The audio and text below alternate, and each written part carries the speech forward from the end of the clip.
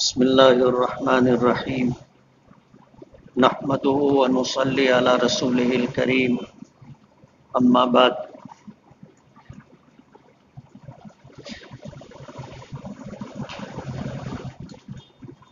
بزرگان محترم اور عزیز دوستو،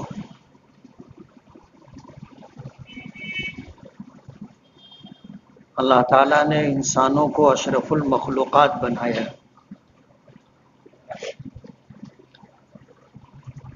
اللہ بہتر جانتا ہے کہ اس نے اس کائنات میں کتنی مخلوقات پیدا کی۔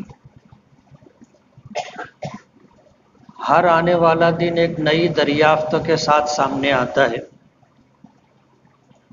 اور جانکاری رکھنے والوں کی آنکھیں کھول دیتا ہے، اور وہ لوگ جن کو اپنی ہمدانی کہ ہمیں سب کچھ معلوم ہے، ان لوگوں کو یہ احساس دلا دیتا ہے کہ ابھی تم کو بہت کچھ معلوم نہیں۔ اللہ تعالیٰ نے یہ دنیا عجائبات سے بھر دی۔ اس دنیا میں کیا کیا ہے جو ہمیں معلوم ہے، اگر اس کی حکمت و مصلحت ہم بیان کرنا شروع کریں تو انسان حیرت میں پڑ جاتا ہے۔ اللہ تعالیٰ کے ناموں میں سے ایک نام حکیم ہے، حکمتوں والا، اور عربی زبان میں کہا جاتا ہے کہ الحکیم لا یعلو فعلہ عن الحکمہ، کہ حکیم کا کوئی بھی کام حکمت سے خالی نہیں ہوتا۔ یہ الگ بات ہے کہ ہمیں اس کی حکمت معلوم نہ ہو۔ عام طور پر ایسا ہوتا ہے کہ بہت ساری چیزیں جس سے ہم لوگ دوچار ہوتے ہیں، اس کی حکمتیں بعد میں سمجھ میں آتی ہیں۔ وقتی طور پر ہمیں ایسا لگتا ہے کہ جو ہوا اچھا نہیں ہوا، لیکن جب کچھ دن گزرتے ہیں اور حالات سامنے آتے ہیں تو یہ احساس ہوتا ہے کہ جو ہوا ہے وہ اچھا ہوا ہے، اور اس کائنات میں اللہ پاک کا ہی حکم چلتا ہے۔ ایک پتا بھی اللہ کی مرضی کے بغیر حرکت نہیں کرتا۔ اس کائنات کو اللہ نے بنایا ہے اور اللہ اس کے پورے نظام پر قابض ہے۔ کوئی ایک چیز بھی اللہ کی گرفت سے باہر نہیں ہے، اور اللہ نے ان تمام مخلوقات میں سے انسان کو اشرف المخلوقات بنایا ہے۔ اور بارہا یہ بات کہی جا چکی اور آپ نے سنا کہ یہ پورا نظام جو اللہ نے دنیا کا بنایا ہے انسانوں کے لیے۔ نبی کریم صلی اللہ علیہ وسلم نے فرمایا ان الدنیا خلقت لکم، کہ یہ دنیا اللہ نے تمہارے لیے پیدا کی ہے۔ وَإِنَّكُمْ خُلِقْتُمْ لِلْآخِرَةِ، اور اللہ نے تمہیں آخرت کے لیے پیدا کیا ہے۔ اللہ نے ہمیں دنیا کے لیے نہیں پیدا کیا۔ اگر اللہ پاک نے ہمیں دنیا کے لیے پیدا کیا ہوتا تو ہمیں جو حیثیت اللہ پاک نے عطا کی ہے وہ اشرف المخلوقات ہونے کی ہے، کہ جتنی بھی مخلوقات ہیں ان تمام مخلوقات میں سب سے زیادہ شرف اور سب سے زیادہ فضیلت رکھنے والی مخلوق انسان ہے۔ ظاہر بات ہے اگر ہمیں دنیا کے لیے بنایا ہوتا تو جب تک دنیا رہتی اس وقت تک اللہ پاک ہمیں رکھتے، لیکن اللہ نے ہمیں دنیا کے لیے نہیں بنایا ہے۔ وَإِنَّكُمْ خُلِقْتُمْ لِلْآخِرَةِ، اللہ نے تمہیں آخرت کے لیے بنایا ہے۔ آخرت ہمارے لیے دار القرار ہے، یعنی ہمیشہ رہنے کی جگہ ہے۔ اور یہ بات بھی آپ جانتے ہیں کہ ہم لوگ پہلے عالم ارواح میں تھے، وہاں وہ ہمیشہ رہنے کی جگہ نہیں تھی۔ وہاں سے ہم ماں کے پیٹ میں منتقل ہوئے، ماں کا پیٹ بھی ہمیشہ رہنے کی جگہ نہیں تھی۔ اس دنیا میں آئے، یہ دنیا بھی ہمیشہ رہنے کی جگہ نہیں ہے۔ اس کے بعد عالم برزخ ہے، وہ بھی ہمیشہ رہنے کی جگہ نہیں ہے۔ اس کے بعد عالم آخرت ہے، اللہ نے اسے ہمیشہ رہنے کے لیے بنایا ہے۔ تین چیزوں کا مشاہدہ تو ہمارا ہے۔ عالم ارواح سے منتقل ہوئے، ماں کے پیٹ میں آئے، سب کو پتہ ہے۔ ماں کے پیٹ میں آنے کے بعد وہاں سے اللہ نے ہمیں منتقل فرمایا، اس دنیا میں آئے، سب کو اس کا پتہ ہے۔ اور اس دنیا سے آج ہم ہیں، لیکن ہم نے سینکڑوں ہزاروں لوگوں کو یہاں سے جاتے ہوئے دیکھا ہے، اور کسی کو یہ غلط فہمی نہیں ہوگی کہ میں ہمیشہ رہوں گا۔ سب کو یقین ہے کہ مجھے بھی جانا ہے۔ جو لوگ اس دنیا میں رہتے ہوئے کسی مذہب کو نہیں مانتے، اس دنیا میں رہتے ہوئے اللہ کی ربوبیت، اللہ کی الوہیت، اللہ کے وجود کے منکر ہے، وہ بھی اس بات کو مانتے ہیں کہ یہ دنیا ہمیشہ رہنے کی جگہ نہیں ہے، جو آیا ہے اسے جانا ہے، اور اس کے بعد کا جو زمانہ ہے عالم برزخ، وہ بھی ہمیشہ رہنے کی جگہ نہیں، لیکن ابھی ہمیں اس کا مشاہدہ نہیں ہے، اس کا تجربہ نہیں ہے۔ جو لوگ اس دنیا سے چلے جاتے ہیں وہ اس دنیا میں ان لوگوں پر حیرت کرتے ہیں جن کو یہ غلط فہمی ہوتی ہے کہ اس دنیا میں ہمیشہ رہنا ہے۔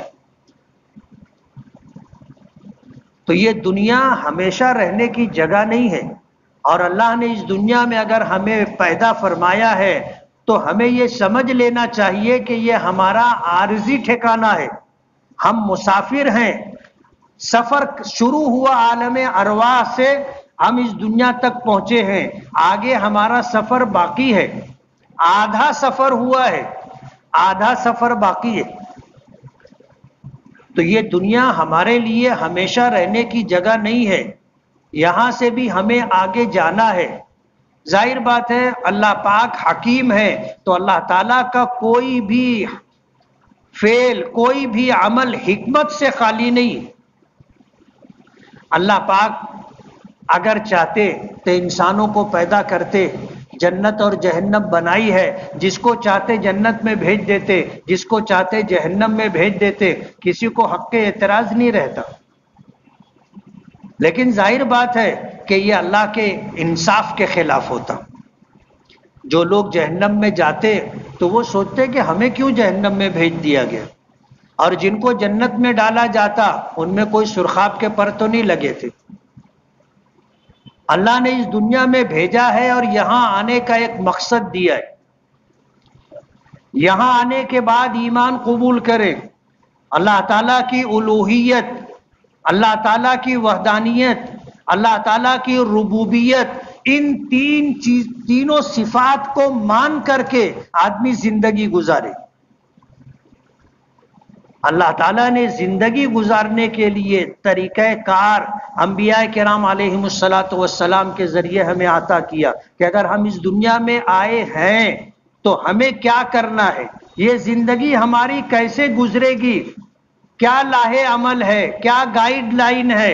اللہ نے ہمیں صبح سے شام تک اور شام سے صبح تک کس طرح زندگی گزارنا چاہیے، یہ پورا چارٹ دیا ہے۔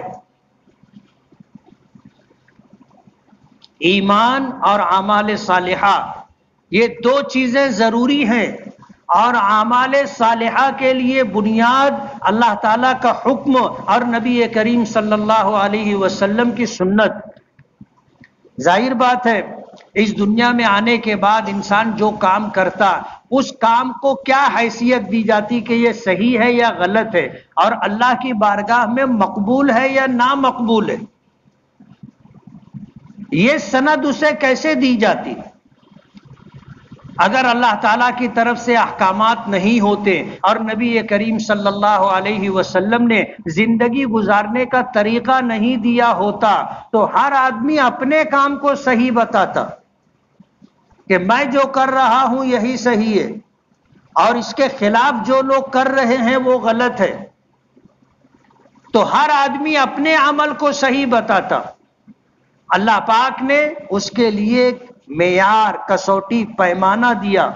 زندگی گزارنے کے لیے اللہ نے احکامات دیے، قرآن کریم عطا کیا، نبی کریم صلی اللہ علیہ وسلم نے زندگی گزاری اور اپنی سنتیں آنے والے انسانوں کو قیامت تک کے لیے عطا کی، اور یہ معیار دیا کہ جو کام میرا اور آپ کا اللہ کے حکموں کے مطابق ہوگا، نبی کے طریقے کے مطابق ہوگا، وہ صحیح ہے، اور اسی کو نیک عمل کہا جائے گا، وہی عمل صالح کہلائے گا۔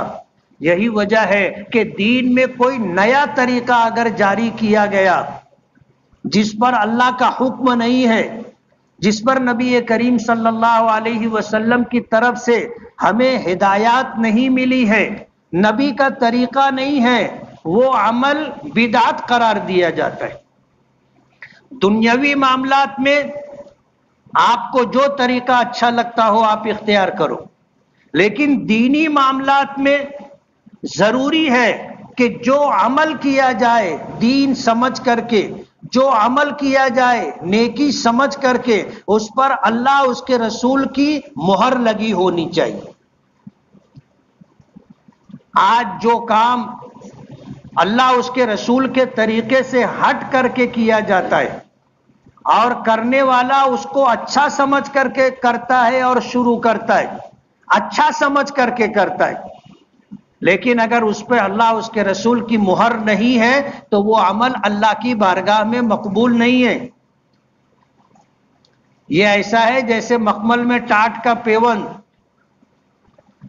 اور میں نے ماضی میں یہ بات کہی تھی کہ نبی کریم صلی اللہ علیہ وسلم کی سنتوں کی ایک پہچان یہ ہے کہ وہ آپ کو پوری دنیا میں ملے گی، وہ عمل پوری دنیا میں آپ کو ملے گا، جہاں مسلمان ہوں گے وہاں پر وہ عمل پایا جائے گا۔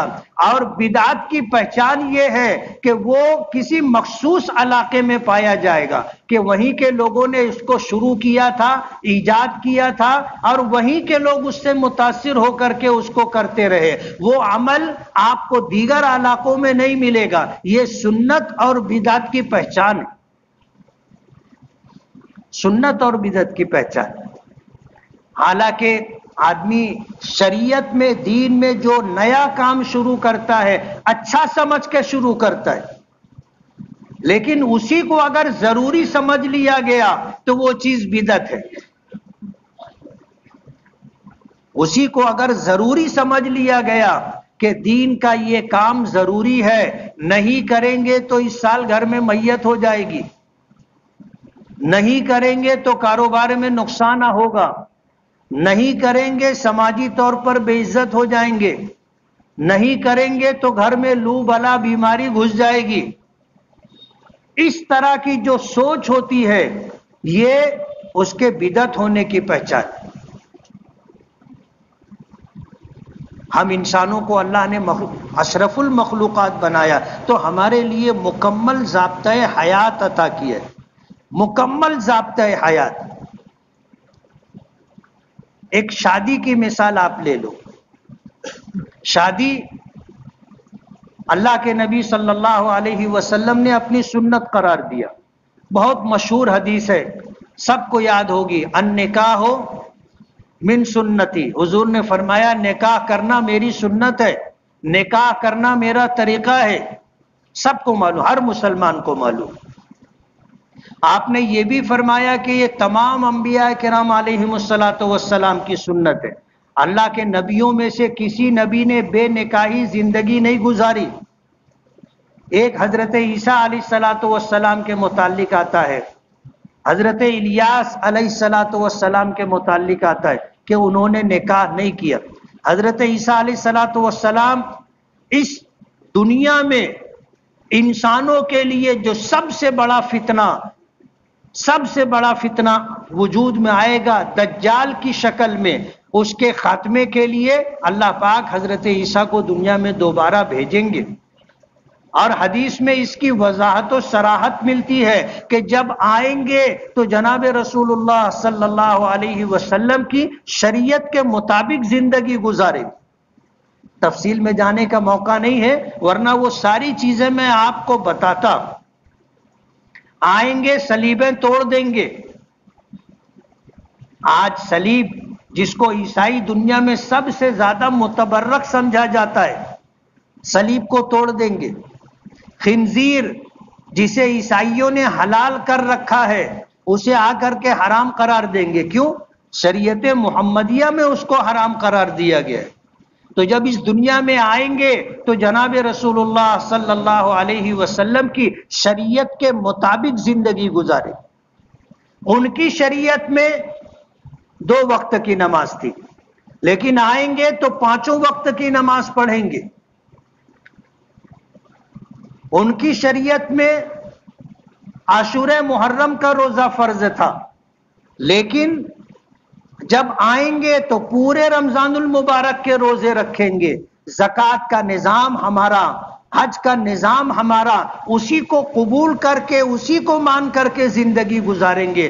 علماء نے لکھا ہے کہ نکاح بھی کریں گے، یعنی بے نکاحی زندگی وہ بھی نہیں باقی رکھیں گے، نکاح کر کے نکاح کے ساتھ زندگی گزاریں گے. تو ایک شادی کا عمل ایسا عمل ہے جو انسانی ضرورت سمجھا جاتا ہے، ہر انسان کی ضرورت ہے. اللہ نے ایسا نظام بنایا ہے کہ مرد کو عورت کی ضرورت ہے، عورت کو مرد کی ضرورت ہے. ظاہر بات ہے اس سلسلے میں اگر احکامات نہیں ہوتے تو یہ دنیا چلتی کیسے، خاندان کیسے رہتے. آج جہاں پر حلال اور حرام کی تمیز نہیں ہے، وہاں پر بچوں کے متعلق آج اس کا باپ کون ہے سمجھنا مشکل ہے. ایسے بچے ضائع ہو جاتے، اور کوئی بچہ ضائع نہ ہو شریعت نے مکمل ضابطہ دیا، اور اس لیے ضابطۂ حیات عطا کیا کہ نکاح کے احکامات دیے، اور نکاح کے احکامات کے ساتھ رشتہ داریاں باقی رہیں، اور ان رشتہ داریوں میں ایک دوسرے کے حقوق ادا کیے جاتے رہیں. یہ مکمل نظام دیا، ایک بچے کی پیدائش سے لے کر کے موت تک کا ضابطۂ حیات عطا کیا ہے. اور جب وہ نکاح کے قابل ہو جائے تو نکاح کے لیے مکمل ایک نظام دیا، ترغیب دی، بلکہ حکم دیا کہ نکاح کرو. اللہ پاک نے حکم دیا سماج کے ذمہ داروں کو نکاح کرواؤ. وَأَنكِحُوا الْأَيَامَ مِنكُمْ وَالصَّالِحِينَ مِنْ عِبَادِكُمْ وَإِمَائِكُمْ إِنْ يَكُونُوا فُقَرَاءَ يُغْنِهِمُ اللَّهُ مِنْ فَضْلِهِ، کہ تم میں جو ذمہ دار ہیں وہ ان لوگوں کا جو مرد بے نکاحی زندگی گزار رہے ہیں، جو عورتیں بے نکاحی زندگی گزار رہی ہیں، ان کا نکاح کرواؤ. حکم دیا، بے نکاحی زندگی مت گزارنے دو. اور سماجی ذمہ داروں کو، ماں باپ ہیں، خاندان کے سرپرست ہیں، ان کو حکم دیا ہے. وجہ اس کی یہ ہے کہ بچہ نوجوان ہوا، بچی نوجوان ہوئی، اس کا انتخاب صحیح ہو ایسا ضروری نہیں ہے. بچے افیئر کر لیتے ہیں، کہیں بھی جا کے منڈی پھنسا لیتے ہیں، پورا خاندان پریشان رہتا ہے. یہ ذمہ داری بچوں کو نہیں دی کہ تم بالغ ہو جاؤ تو اپنے لیے رشتہ ڈھونڈو، بچیوں کو نہیں دی کہ تم بالغ ہو جاؤ تو اپنا رشتہ ڈھونڈو. یہ ذمہ داری ماں باپ کو دی، یہ ذمہ داری خاندان کے سرپرستوں کو دی کہ یہ لوگ زندگی کے نشیب و فراز دیکھ چکے، نکاح کر کے اس دور سے گزر چکے، ان کو زندگی کا تجربہ ہے. اپنے بچوں کے مزاج کو سمجھ کر کے، اپنی حیثیت سمجھ کر کے اپنے بچوں اور بچیوں کے لیے جوڑ کا رشتہ دیکھیں. یہ ذمہ داری ماں باپ کو دیے، سرپرستوں کو دیے.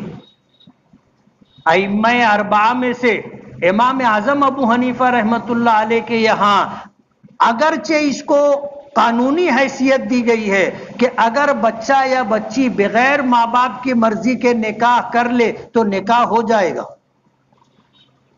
نکاح ہو جائے گا.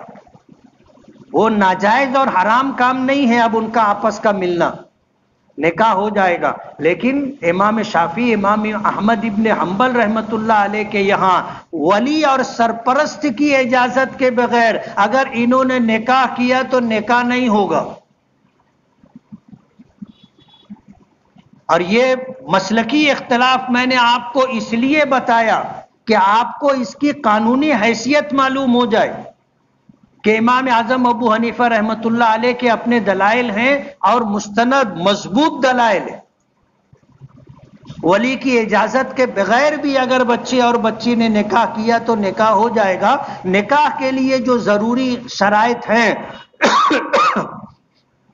کہ ایجاب و قبول ہو، 2 گواہ ہو، مہر ہو، نکاح ہو جائے گا. لیکن اور دوسرے ائمہ کے یہاں کفو دیکھا جاتا ہے، برابری، کفو دیکھا جاتا ہے. اسی کے ساتھ ولی کی اجازت بھی ضروری ہے، سرپرست کی اجازت بھی ضروری ہے، ورنہ ان کے یہاں نکاح منعقد نہیں ہوتا. مجھے جو بات عرض کرنی ہے کہ یہ ذمہ داری سرپرست کی ہے کہ اپنے بچے اور بچیوں کو دیکھو، ان کو سمجھو اور ان کے جوڑ کا رشتہ تلاش کرو تاکہ نبھا ہوتا رہے. یہ خاندان کے سرپرستوں کو اللہ نے ذمہ داری دی ہے. وَأَنكِحُوا الْأَيَامَ مِنكُمْ وَالصَّالِحِينَ مِنْ عِبَادِكُمْ وَإِمَائِكُمْ. تم نکاح کروا دو.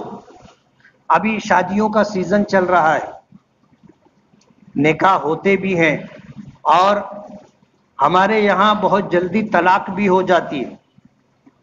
نکاح بھی آسان اللہ نے کیا ہے، طلاق کو مشکل بنایا تھا، ہم نے طلاق کو آسان کر لیا اور جھیل رہے بے شمار مسائل ہیں. بچوں کی اور بچیوں کی زندگیاں برباد ہو رہی. آج لوگوں میں تحمل اور برداشت نہیں رہا. ایسی چھوٹی چھوٹی باتوں پر جس پر کبھی طلاق نہیں ہوتا تھا آج اس پر طلاق ہونے لگا ہے. معمولی باتوں پر ہم لوگوں میں برداشت نہیں رہا، تحمل نہیں رہا، اور عجلت کے اندر جلد بازی میں جو فیصلہ ہم کر لیتے ہیں تو ظاہر بات ہے سوائے پچھتاوے کے اور دوسری کوئی چیز ہاتھ میں نہیں رہتی، اور یہ پچھتاوا زندگی بھر کا ہوتا ہے. جو لوگ اس مرحلے سے گزر چکے ہیں وہ میری اس بات سے اتفاق کریں گے کہ خدا نہ خواستہ اگر انہوں نے پہلا نکاح ہوا طلاق دے دی تو زندگی بھر ان کو یہ غم اور یہ صدمہ ضمیر پر بوجھ باقی رہتا ہے. تو شریعت نے نکاح کو آسان کیا، طلاق کو مشکل بنایا تھا. اور اگر میاں بیوی میں نبھا نہ ہو تو اللہ نے احکامات ذکر کیے کہ میاں بیوی میں جب انبن ہو گئی تو کیا کرنا چاہیے. پہلے ذمہ داری خود میاں بیوی کو دی کہ تم لوگ آپس میں ایک دوسرے کو سمجھ کر کے اپنا مسئلہ حل کر لو. شوہر کو اس میں بڑی ذمہ داری دی کہ بیوی کی طرف سے ایسی کوئی بات سامنے آئے جس سے آپس کی خوشگوار ازدواجی زندگی متاثر ہو تو اس کو حل کرنے کے لیے بیوی کو سمجھائے. سمجھانے پر بھی نہ سمجھے تو بستر علیحدہ کر لے. علماء نے لکھا ہے کہ میاں بیوی کو ساتھ میں سونا چاہیے، ساتھ میں سونا چاہیے، جبھی تو بستر الگ ہوگا. اگر پہلے سے بستر الگ رہے گا تو پھر کیا کریں گے. میاں بیوی کو ساتھ میں سونا چاہیے. اور اس کی کیا حکمتیں مصلحتیں ہیں پھر کسی وقت تو بتائیں گے. تو جب شوہر نے دیکھا کہ بیوی کی طرف سے ناسمجھی اور نادانی کی باتیں ہیں تو اس کو سمجھائے. سمجھ لے فبیہا، بہت اچھی بات ہے. نہیں سمجھے فرمایا کہ بستر علیحدہ کر لے. بستر علیحدہ کرنے کے بعد بھی اگر وہ نہ مانے تو سختی کرے. سختی کرنے کے بعد بھی نہ مانے تو اپنے بڑوں تک یہ بات پہنچائے کہ دیکھو اس طرح کے معاملات ہیں. اور اللہ پاک نے فرمایا کہ حکم من اہلہ و حکم من اہلیہ، خاندان کے اس طرف کے سرپرست اور ذمہ داران اور اس طرف کے سرپرست اور ذمہ داران بیٹھے، دونوں کی باتیں سنیں اور دونوں کو سمجھا کر کے مسئلہ حل کرنے کی کوشش کریں. اور اللہ پاک نے اس بات کی ضمانت دی ہے ان یریدا اصلاحا یوفق اللہ بینہما، کہ اگر دونوں طرف کے سرپرست ذمہ داران اگر اصلاح کا ارادہ نیت لے کر کے بیٹھے ہوں گے تو اللہ پاک معاملے کو بنا دے گا. ان یریدا اصلاحا یوفق اللہ بینہما، اللہ تعالیٰ میاں بیوی کے درمیان موافقت پیدا کر دے گا. یہ اللہ کا وعدہ ہے. شرط یہ ہے کہ جو پنچ حضرات ہوں ادھر ادھر کے وہ نیک نیت ہوں، نیک نیت ہو. ہر ایرے غیرے نتھو خیرے کو پنچایت میں نہیں بیٹھانا چاہیے. اور یہ بات یاد نوٹ کرنے کی بات ہے ایرے غیرے نتھو خیرے لوگوں کو پنچایت میں نہیں بیٹھانا چاہیے۔ اللہ پاک نے فرمایا ان یریدا اصلاحا یوفق اللہ بینہما، کہ دونوں طرف کے ذمہ داران اگر اصلاح کا ارادہ اور نیت لے کر کے بیٹھیں گے اللہ موافقت پیدا کر دے۔ پنچایت میں بعض لوگ بھائی لوگوں کو لے کے آ جاتے ہیں نا، سمجھ رہے ہو نا بھائی، دادا لوگوں کو لے کے آ جاتے ہیں، ایسے لوگوں کو پنچایت میں بٹھا لیتے جو ایجنٹ گیری کرتے ہیں کورٹ کچہری میں، تو ان کی نیت کیا ہوگی آپ سمجھ سکتے ہو۔ جب یہیں پر اگر ان کی نیت خراب ہے تو پھر کوئی موافقت کی راہ پیدا نہیں ہوگی۔ اس لیے سنجیدہ، نیک اور باشعور لوگوں کو پنچایت میں بٹھانا چاہیے۔ اللہ پاک نے فرمایا ان یریدا اصلاحا یوفق اللہ بینہما، کہ دونوں طرف کے ذمہ داران بنانے کی نیت سے بیٹھیں گے تو بن جائے گا کام۔ ابھی شادیوں میں بعض جگہوں پہ کھانا گھٹ جاتا ہے، دیکھنے میں آیا، ظاہر بات ہے کوئی پورے گاؤں کی تو دعوت دے نہیں سکتا، کوئی ہے ہم میں ایسا، ہر ایک کے گھر خوشیوں کا موقع آتا ہے، اپنی حیثیت کے مطابق لوگوں کو دعوت دیتا ہے۔ اب جو لوگ بے دعوتی گھستے ہیں، موبائل فون سے موبائل کان سے لگا لیے اور اپنا گھستے چلے جاتے، دو دو چار چار ایک ساتھ آتے ہیں اور اچھا کپڑا پہن کے آتے ہیں کہ کسی کو لگے نہیں کہ یہ بے دعوتی، آتے ہیں اپنا ڈٹ کے کھاتے ہیں جاتے ہیں، آخر میں معلوم پڑتا ہے کھانا گھٹ گیا۔ ایک آدمی 500 لوگوں کی دعوت دیا، 600 لوگ کھانے کے لیے آ جائیں گے تو کھانا تو گھٹ نہیں ہے۔ ہمارے یہاں تو اچھا ہے، اچھا طریقہ یہ ہے کہ ہم لوگ خود ہی پکاتے ہیں، پکواتے ہیں اور کھلاتے ہیں۔ دوسرے شہروں میں تو ایسا ہے کہ اس کا ٹھیکہ دیا جاتا ہے، کوئی بھی کیٹرنگ کمپنی ہوتی ہے ان کو ٹھیکہ دیا جاتا ہے کہ ہمارے 500 مہمان ہوں گے تو وہ 500 پلیٹ ہی لے کر کے آتے ہیں، 500 پلیٹ لے کر کے آتے ہیں، اور پلیٹ وہاں سے گن گن کر کے اٹھتی رہتی ہے۔ لیکن وہ لوگ نظام ایسا بناتے ہیں کہ جن کو دعوت دیتے ہیں ان کو ٹوکن بھی دیتے نا، جن کو دعوت دیتے ہیں ان کو ٹوکن دیتے، وہ لوگ آتے ہیں اپنا ٹوکن دکھا دیتے بیٹھتے ہیں۔ ظاہر بات ہے 500 میں دعوت دینے والا سب کو پہچانتا ہو ایسا ضروری نہیں ہے، تو وہ لوگ ٹوکن لے کر کے آتے اور بلا تکلف انٹری کے موقع پہ وہ ٹوکن دکھا دیتے اندر چلے جاتے۔ ہمارے یہاں یہ نظام نہیں ہے، اور زیادہ لوگوں کو دعوت دینے کا ہمارے یہاں مزاج ہے، ہوتا یہ ہے کہ پھر کھانا گھٹتا ہے، بے عزتی ہوتی۔ اس میں جو بے دعوتی آتے ہیں، نبی کریم صلی اللہ علیہ وسلم نے فرمایا کہ جب یہ بن دعوتی جو لوگ آتے ہیں تو وہ چور بن کر کے آتے، حضور نے فرمایا چوروں کی طرح آتے، اور جب کھانا کھا لیتے ہیں تو ڈاکوؤں کی طرح نکلتے ہیں باہر۔ ہے تو کوئی بولا پوچھا بھی تو کیا، کھانا تو کھا لیے، پیٹ میں سے تو نکالا نہیں جائے گا۔ حضور نے فرمایا، ان جملے میں آپ کو بتا رہا ہوں، حضور نے فرمایا چوروں کی طرح آتے ہیں کھانے کے لیے، اور کھانا کھانے کے بعد ڈاکوؤں کی طرح ان کی واپسی ہوتی۔ ہمارے یہاں بھی نظام بننا چاہیے، ہمارے یہاں بھی نظام بننا چاہیے کہ جن کو دعوت دی جا رہی ہے، اگر آپ 25 روپئے کا 50 روپئے کا آپ کارڈ چھپوا کر کے بانٹتے، یہ بھی ایک فضول خرچی ہے۔ 100 روپئے کا، 150 روپئے کا، 300 روپئے کا، 500 روپئے کا ایک ایک کارڈ ہوتا ہے، تو آپ اس کے ساتھ ٹوکن بھی دیجیے، ٹوکن بھی چھپوائیے اور ٹوکن بھی دے دیجیے۔ اور بری بات نہیں ہے، میرے یہاں گھر بھر کی دعوت ہے 10 ٹوکن دے دو، فیملی کی دعوت ہے 5 ٹوکن دے دو، جناب و بیگم کی دعوت ہے 2 ٹوکن دے دو، صرف ایک نفر کی دعوت ہے 1 ٹوکن دے دو۔ پروگرام چھوٹا رکھنا چاہیے اور اچھا پروگرام رکھنا چاہیے۔ کسی کو ہم نے بلایا تو باوقار طریقے سے وہ ہمارا مہمان ہے، اس کو اچھی طرح بٹھاؤ، کھلاؤ۔ اب بے حساب دعوت دے دیتے ہیں، اب ایک آدمی کھانا کھا رہا ہے، 2-4 لوگ اس کے پیچھے انتظار میں کھڑے، کہ یہ کھانا ختم کرے تو ہم لوگ اس کی جگہ پر بیٹھے. ماضی میں سڑک پر کھانا کھلایا جاتا تھا. میں نے یہ آواز دی تھی کہ ٹھیک ہے آپ نے دعوت دی ہے، میں آؤں گا لیکن سڑک پر کھانا نہیں کھاؤں گا.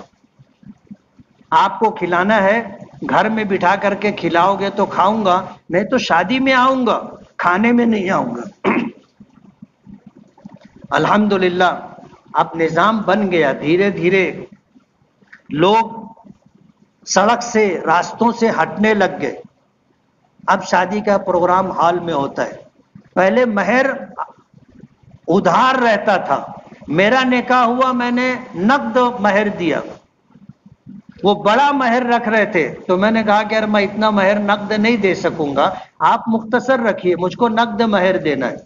اس لیے کہ مجھے اپنے شہر میں ادھار مہر کا رواج ختم کرنا ہے. میں آج اگر ادھار مہر رکھوں گا، جب بولوں گا تو لوگ بولیں گے کہ تمہارا بھی مہر تو ادھار ہی رہا.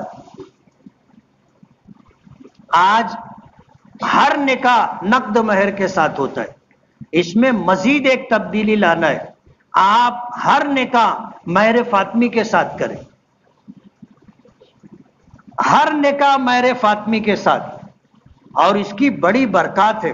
کیا وجہ تھی کہ نبی کریم صلی اللہ علیہ وسلم نے اپنی تمام بیویوں کو 500 درہم مہر دیے تھے، جس کا وزن، جس کی گنتی مہر فاطمی ہوتی ہے.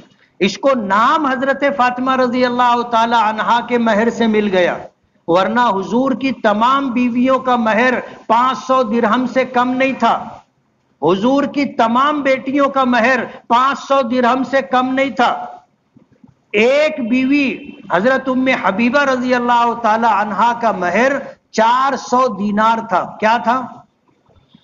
500 درہم سے کم نہیں تھا، 400 اشرفیاں تھی، 400 دینار تھا. وجہ اس کی یہ تھی کہ حضرت ام حبیبہ رضی اللہ تعالی عنہا حضرت عمر فاروق حضرت ابو سفیان کی بیٹی تھی. میاں بیوی دونوں نے اسلام قبول کیا اور حالات سے مجبور ہو کر کے ہجرت کی اور حبشہ چلے گئے. حبشہ چلے جانے کے بعد ان کا شوہر مرتد ہو گیا، نکاح کا رشتہ ٹوٹ گیا. پردیس، ایسے حالات مکے کے تھے کہ مکے میں رہ نہیں سکتے تھے. مکہ چھوڑ کر کے ہجرت کی، حبشہ پہنچے، وہاں بھی کوئی ٹھکانہ نہیں تھا. شوہر وہاں جا کر کے نصرانی ہو گیا. اب حضرت ام حبیبہ کا کوئی سرپرست نہیں تھا. حالات ایسے تھے کہ نہ ان کے لیے واپسی کا راستہ تھا، نہ وہاں پر رہنا ان کے لیے ممکن تھا. نبی کریم صلی اللہ علیہ وسلم نے نکاح فرمایا، اور یہ نکاح اس طرح ہوا کہ حضور مدینے میں تھے، حضرت ام حبیبہ ملک حبشہ میں تھی. حضور نے حبشہ کے بادشاہ کو، نجاشی کو اپنا وکیل بنایا. ہمارے یہاں لڑکی کی طرف سے وکیل آتا ہے، پتہ ہے نا آپ کو. نکاح کی مجلس میں لڑکی ہوتی ہے؟ نہیں ہوتی. دلہن اپنے گھر ہوتی ہے، اس کا وکیل آتا ہے. اور یہاں پر معاملہ الٹا تھا. نکاح کی مجلس میں حضرت ام حبیبہ کا وکیل تھا اور حضور کے وکیل حبشہ کے بادشاہ نجاشی تھے. اس طرح نکاح ہوا تھا، دونوں طرف سے وکیل تھے. نکاح ہوا، مہر 400 دینار طے ہوئے، اور وہ مہر حبشہ کے بادشاہ نجاشی نے ادا کیا. 500 درہم سے کم پر نکاح نہیں ہوا حضور کا کسی سے. ہاں، حضرت ام حبیبہ کا نکاح 400 اشرفیوں پر ہوا. تو حضور کی بیٹی حضرت فاطمہ کا نکاح حضرت علی سے ہوا تھا. حضرت علی ایسے تھے کہ ان کے پاس گھر بھی نہیں تھا، بستر بھی نہیں تھا، گھر کا سنگھر ہی نہیں تھا، تو اسباب خانہ بھی نہیں تھے. یہ سب حضور نے حضرت علی کی زرہ ڈھال بیچ کر کے انتظام کیا تھا، لیکن مہر رکھا تھا 500 درہم. حضرت علی جیسا غریب تو ہم میں سے ایک آدمی بھی نہیں. ہمارے یہاں جو مزدوری کرتا ہے، جو لوم چلاتا ہے، اس کی مالی حیثیت بھی حضرت علی سے اچھی ہوتی. اس لیے اب یہ جو 500 700 1100 2100 5,000 7,000 مہر ہوتا ہے، آپ مہر فاطمی رکھیے، یہ نظام بنائیے۔ وجہ اس کی یہ ہے کہ حضور کی طرف سے جو عمل، جو سنت ہمیں ملی ہے، اس کی خیرات و برکات اس پر عمل کرنے کے بعد سمجھ میں آتی۔ مہر فاطمی اور مشکل نہیں ہے، 1,00,000 روپیہ مہر آج کے دیکھو گے تو 1,00,000 روپیہ مہر نہیں دیا جا سکتا، دیا جا سکتا ہے، یکمشت نہیں دے سکتے، آپ جو نقد دے سکتے ہو وہ نقد دے دو، باقی بعد میں قسطوں میں دیتے رہو۔ مہر فاطمی رکھنا چاہیے۔ آج اس وقت جو بات مجھے کہنی ہے کہ اب یہ جو کھانا کھلانے کا نظام ہے، اس پر سماج کے ذمہ داران کو اور اغوا سرپرست حضرات کو، سرداروں کو اس پر غور کرنا چاہیے کہ یہ جو ایک آدمی کو بے عزت ہونا پڑتا ہے، شرمندگی کا سامنا کرنا پڑتا ہے، کھانا گھٹ جاتا ہے، لوگ آتے ہیں طرح طرح کی بات کرتے، یہ بے دعوتی جو لوگ آتے ہیں گھس کر کے کھا کے جاتے ہیں، یہ سلسلہ بند ہونا چاہیے، جائز نہیں ہے۔ شریعت نے تو یہاں تک حکم دیا کہ آپ نے مجھے دعوت دی ہے، میں آپ کے دسترخوان پر آ کر کے بیٹھا تو میں پیالے میں سے بوٹی نکال کے سامنے والے کی پلیٹ میں بھی نہیں ڈال سکتا، مجھے یہ اختیار نہیں، حالانکہ مجھے بلایا گیا ہے۔ ہمارے ہاں دسترخوان پر جو اس کے پلیٹ میں نکال کے دیتے رہتے، ان کو اصل میں خود لینا رہتا ہے، ان کو خود لینا رہتا ہے۔ اچھی بوٹی کنارے کرتے، دوسری بوٹی دوسروں کو پہلے دیتے، اور اس کے بعد اچھی بوٹی خود اپنے پلیٹ میں نکال لیتے۔ وہ کسی شاعر نے کہا ہے نا، ایک تجھ کو دیکھنے کے لیے بزم میں مجھے اوروں کی سمت مصلحتاً دیکھنا پڑا۔ تو یہ جو اس کی بھی شریعت نے اجازت نہیں دی ہے، تو جائے کہ بن دعوتی آنا اور گھس کر کے کھانا، حضور نے فرمایا آتا ہے چوروں کی طرح اور جاتا ہے ڈاکوؤں کی طرح۔ تو میں یہ کہہ رہا تھا کہ ہمیں مکمل ضابطۂ حیات دیا گیا۔ ایک شادی کی مثال میں نے آپ کو دی، اس کے لیے مکمل ضابطہ بتایا گیا، حالانکہ یہ انسانی ضرورت ہے، لیکن اس کو کیسے قابل عمل بنایا جائے اور کس طرح اس کو انجام دیا جائے، پوری تفصیل دی۔ تو اللہ پاک نے ہمیں زندگی گزارنے کا مکمل نظام حیات دیا ہے۔ جمہوریت اور سیکولرازم یعنی ووٹ دینا، یہ بھی نبی کریم صلی اللہ علیہ وسلم کی طرف سے اسلام کا عطا کردہ حکم ہے۔ اور ہمیں کیا کرنا ہے 2 دن کے بعد آپ کو پتہ ہے، ایک شخص بھی ایسا گھر میں نہیں ہونا چاہیے جس نے ووٹ نہ دی۔ مولانا خلیل الرحمن سجاد نعمانی دامت برکاتہم نے یہاں تک کہا کہ یہ مذہبی فریضہ ہے، آپ ووٹ نہیں دو گے تو گنہگار ہوگے۔ اس لیے کہ آج ہماری شریعت پر اور ہماری شہریت پر بات آ گئی، اور ہم اس بات کے مکلف ہیں کہ اپنی شریعت بچانے کے لیے ہر وہ ممکن قدم اٹھائیں جو ہمارے بس میں ہو، اور اپنی شہریت، اپنا وجود، اپنا تشخص باقی رکھنا میری مذہبی ذمہ داری ہے، میری مذہبی ذمہ داری ہے۔ اس لیے ہر شخص ہم میں سے ووٹ دے، ہر شخص ووٹ دے، اور اپنے آس پاس اپنے متعلقین ان تمام لوگوں کو بھی اس بات کا پابند کرے کہ وہ ووٹ دے۔ 5 سال میں 1 دن 5 سال میں کتنے دن؟ 5 سال میں 1 دن۔ ہم تو یہ گزارش کریں گے کہ آپ کاروبار بند رکھو۔ میں نے اس ملک میں بنگال میں یہ صورتحال دیکھی، ایسا تھا جیسے کرفیو لگائے، دوپہر کا وقت تھا، کھانے کے لیے کوئی ہوٹل نہیں مل رہی تھی جہاں ہم جا کے کھانا کھا لیں، ایسا لوگوں نے بند کیا تھا۔ آج سب سے زیادہ ووٹنگ کا پرسنٹیج وہیں کا ہے، اور ہمارے یہاں اس کو کوئی اہمیت نہیں دی جاتی، اور یہی وجہ ہے کہ ہم لوگ بھگتتے ہیں۔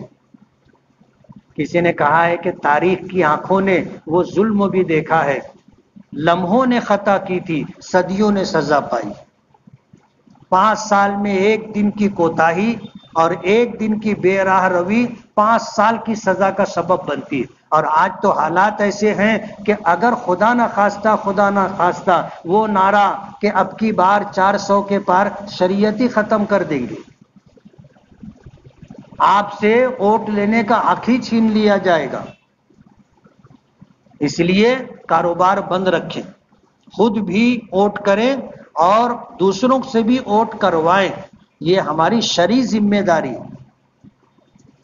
اللہ پاک ہمیں عقل سلیم اور فہم سلیم عطا فرمائے، نفع اور نقصان سمجھنے کی تمیز اللہ پاک عطا کر دے۔ وآخر دعوانا ان الحمد للہ رب العالمین۔ جن ساتھیوں نے سنت نہ پڑھی وہ سنت پڑھ لیں۔